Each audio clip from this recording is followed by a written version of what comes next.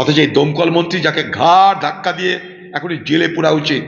বাংলার মুখ্যমন্ত্রী নাজিরাবাদে যখন গরিব শ্রমিকরা পেটের দায়ে মেদিনীপুর থেকে এসে কারখানায় কাজ করছে, গুদামে কাজ করছে, তখন সেখানে আগুন লাগছে, কোনো তার খবর নাই। না মালিকের কোনো খবর, না লাইসেন্সকে দিল তার খবর, কি ব্যবসা তার খবর কেউ কিছু জানে না।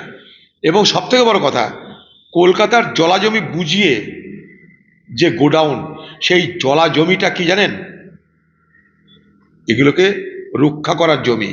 রামসের তালিকা অনুযায়ী এগুলোকে সংরক্ষিত করার দায়িত্ব। এই জলাজমি হচ্ছে কলকাতার ফুসফুস, লাংস অফ ক্যালকাটা।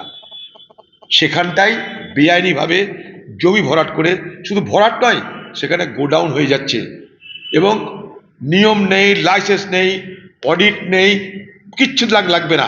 তৃণমূলের নেতাদের পকেটে পয়সা দাও, তাহলেই তোমার সব কিছু হয়ে যাবে। দেখবেন যে মালিক সে নিশ্চয়ই তৃণমূলের সঙ্গে জড়িত, বা তৃণমূলের কোনো নেতার সঙ্গে তার খুব ভালো সম্পর্ক, কিংবা তৃণমূলকে পয়সা খাইয়ে সে করেছে। তিনটে কথাই বলে দিলাম।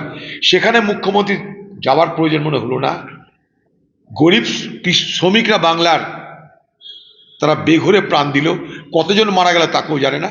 মুখ্যমন্ত্রী বলে দেবে একটা সিভিক চাকরি দেবো, সিভিক ভলেন্টিয়ারের চাকরি দেবে, না তো পঞ্চায়েতে নাকি কোথাও একটা চাকরি দেওয়ার ব্যবস্থা আছে তার, কিংবা ল্যান্ড ডিপার্টমেন্টে পিওনের কাজ চাকরি দেওয়ার পরিবারগুলোকে ব্যবস্থা করবে, আর 8-10 লক্ষ টাকা করে দিয়ে দেবে। বাংলায় ধর্ষণ হলে তার রেট আছে, খুন হলে তার রেট আছে, আগুনে পুড়ে মরলে তার একটা আলাদা রেট আছে, দিদি সব রেট করে দিয়েছে। অথচ এই দমকল মন্ত্রী যাকে ঘাড় ধাক্কা দিয়ে এখনই জেলে পোড়া উচিত, যারা এই লাইসেন্স দিয়েছে তাদেরকে, তাদের যাবজ্জীবন সাজা হওয়া উচিত।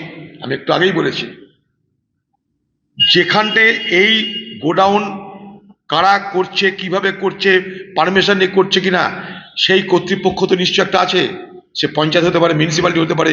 এটা ধর ব্যক্তিগত সম্পত্তিতে করেনি কেউ, ব্যক্তিগত সম্পত্তি করলেও সেটা তো একটা কর্তৃপক্ষের নজরে আছে।